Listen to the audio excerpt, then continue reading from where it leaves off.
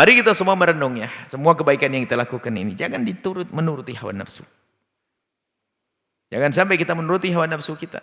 Jangan sampai ini seruan hawa nafsu. Dan Imam Ghazali mengisyaratkan banyak kebaikan-kebaikan yang dilakukan oleh seorang hamba.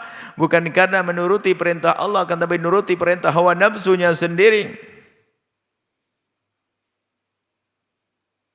Menuruti hawa nafsunya.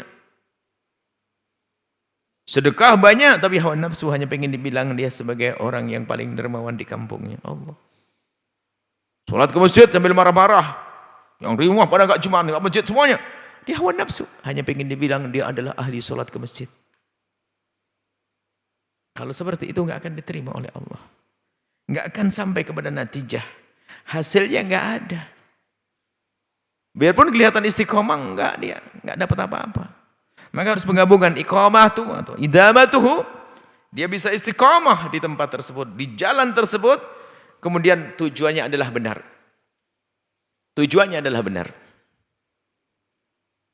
Maka itu tanda Allah meridhoi Anda, meridhoi kita di saat kita berada di tempat tersebut. Nah, ini adalah bahan koreksi untuk semua yang saat ini sudah berkiprah di dalam dunia dakwah ataupun dia lagi ahli ibadah, bukan orang fasik enggak. Yang ahli ibadah, yang biasa berdakwah, koreksi. Ini seruan hawa nafsu atau seruan Allah? Memenuhi seruan Allah atau memenuhi seruan hawa nafsu? Kita perlu, benar-benar perlu koreksi dalam hal ini supaya tidak salah. Apa yang ada di hati kita. Di saat kita melakukan kebaikan, semua dari kita ayo merenung. Di saat kita melakukan kebaikan ini, apakah ini seruan hawa nafsu atau seruan Allah Subhanahu wa taala yang mengajak kita kepada keridhaannya? Ini yang beramal baik yang perlu dikoreksi. Bukan yang tidak beramal nih. Imam bin Athaillah As-Sakandari mengajak semua ini yang ahli ibadah ini.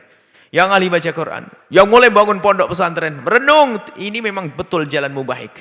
Kelihatannya istiqamah, tapi kalau ada natijahnya itu tanda Allah tidak ridho kepada. Bukan yang diridhoi oleh Allah Subhanahu. Enggak ada kesimpulannya, enggak ada hasilnya. Tujuannya adalah juga bukan Allah, rugi. Mari kita tata hati kita. Kita benahi niat kita.